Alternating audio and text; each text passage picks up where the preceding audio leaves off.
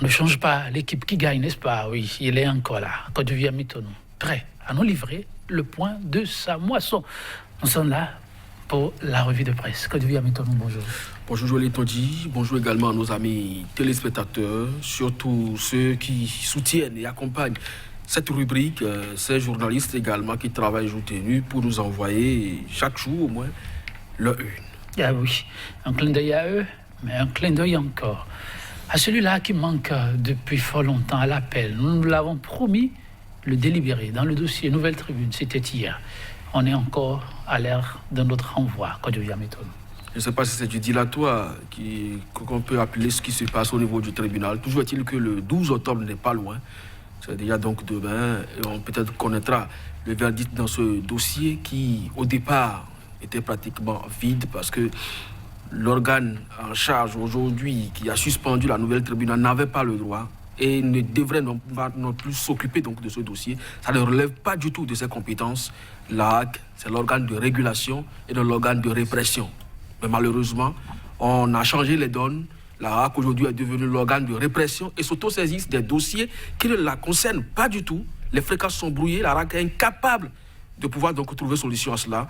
Mais si c'est pour s'autosaisir des dossiers qui ne relèvent pas de sa compétence, eh bien Dambori Tessi et les sièges sont prêts et ils agissent. Et la hache, aujourd'hui, plane sur ces organes qui ne veulent pas accompagner le pouvoir dans les cadrages que la direction de la communication de la présidence envoie. De toutes les façons, la justice béninoise, nous y croyons toujours et elle pourra donc dire le droit le 12. Le 12, donc, madame, monsieur, vous l'avez compris, rendez-vous est pris. Peut-être juste après cette date, vous retrouverez la nouvelle tribune dans les kiosques. C'est tout le bien qu'on puisse souhaiter à nos confrères. Quand je viens maintenant, pour aujourd'hui, nous démarrerons avec... Actu Express qui, un peu comme votre introduction, parle également de la justice. Et met donc un titre, oui, le troisième pouvoir sous forte pression du pouvoir d'État. SOS pour sauver la justice béninoise. Paradoxe pour paradoxe, alors, vers une pétition pour soustraire les hommes de droit des griffes du système de non-droit. Et puis, en prélude donc au forum économique régional qui aura lieu les 11, 12 et 13 octobre prochains en Antitengu, Sativi Kérékou pour la valorisation des potentialités du pôle nord-ouest vers le premier forum Bénin-Nigeria prévu pour le 15 novembre prochain. Le journal La Dépêche, toujours avec la justice, gouvernance et état de droit sous la rupture. Qui veut contrôler la justice? C'est une interrogation à la une du journal. Et puis Assemblée générale du Front pour le sursaut patriotique. L'UFSP passe à la loupe l'actualité socio-politique nationale. Le journal La Diaspora de Saba, positionnement pour les législatives de 2019. Les vrais ennemis de Talon bientôt révélés, maintien de la gratuité au supérieur. Les étudiants félicitent le gouvernement et demandent de rapporter les décisions liberticides. Nouveau report dans le procès du fraude douanière. L'allégeance à Talon ne profite apparemment pas à Tao.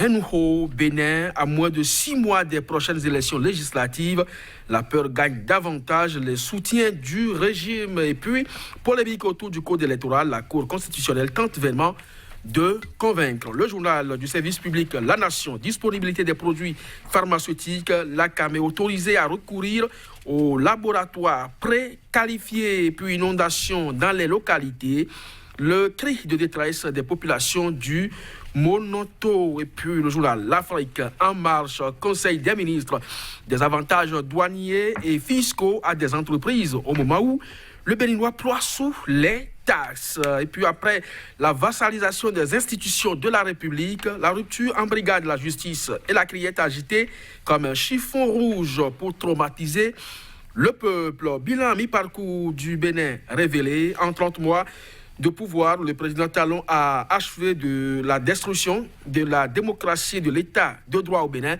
C'est bien sûr le Fonds pour le sursaut patriotique qui en parle. Suspension de la nouvelle tribune, le procès renvoyé au vendredi 12 octobre prochain. Journal Matin libre pour terminer, lutte contre l'impunité par la criette. Quels sont les critères de sélection des dossiers?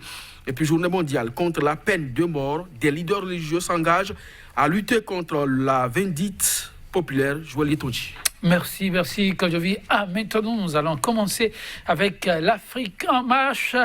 qui nous rapporte un peu l'une de ces sorties du FSP, qui visiblement se refuse de se reposer. Quand maintenant on ne se fatigue pas, c'est le moins qu'on puisse dire concernant le Front pour le sursaut patriotique. Le Front a encore donné de la voix, et je vous lis exactement la une de l'Afrique en marche. Bilan à mi-parcours du Bénin révélé.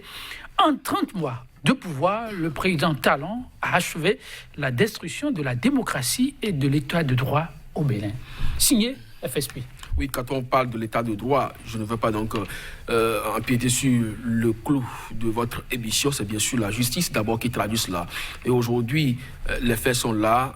Tout à l'heure, avec vos invités, vous allez donc en évoquer. Mais quand je prends par exemple l'aspect médiatique qui fait partie également des baromètres de la bonne santé démocratique d'un État, vous n'êtes pas sans savoir les difficultés que Sika TV éprouve donc à émettre pour ses téléspectateurs du Bénin. C'est un peu partout. Dans le monde entier, vous pouvez suivre Sika, mais pas au Bénin.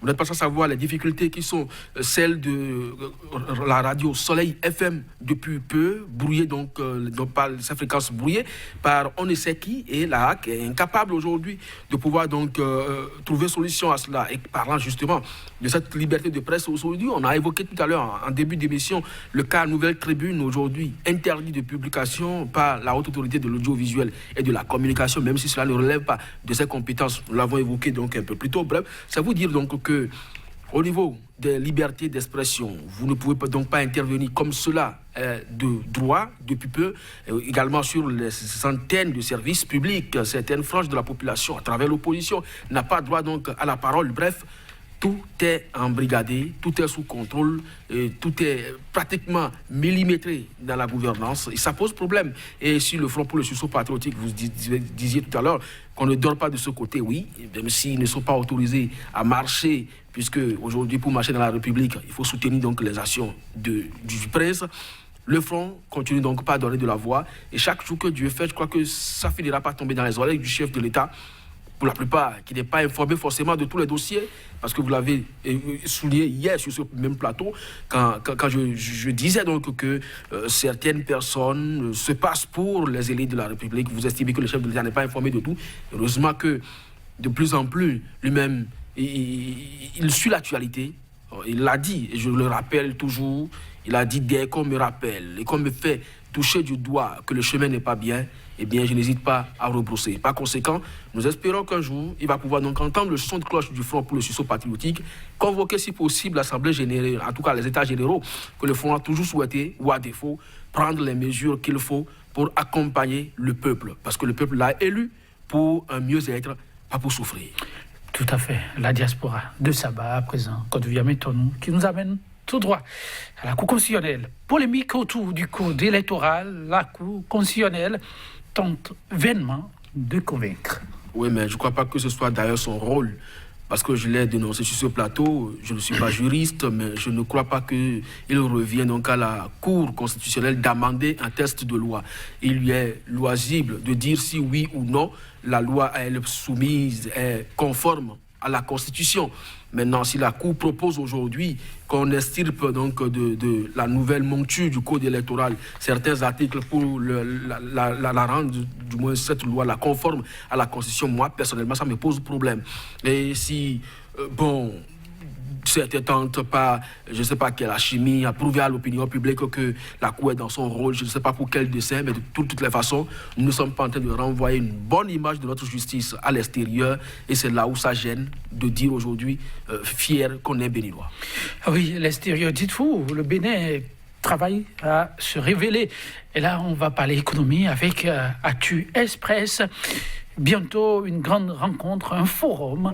De quoi s'agit-il? Je précise ce que Actu Express nous rapporte en prélude au forum économique régional qui aura lieu les 11, 12 et 13 octobre à Nati Tengu, Sachivi Kireko pour la valorisation des potentialités du pôle nord-ouest vers le premier forum Bénin-Nigeria prévu pour le 15 novembre prochain.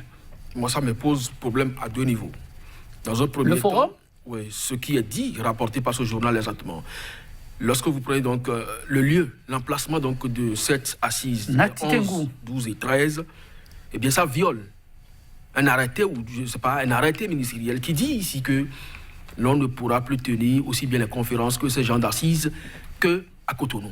Alors pourquoi cette fois délocaliser à Natitengou? On peut se tromper quand on vient maintenant. De toutes les façons, je dis que c'est une décision qui est en train d'être violée.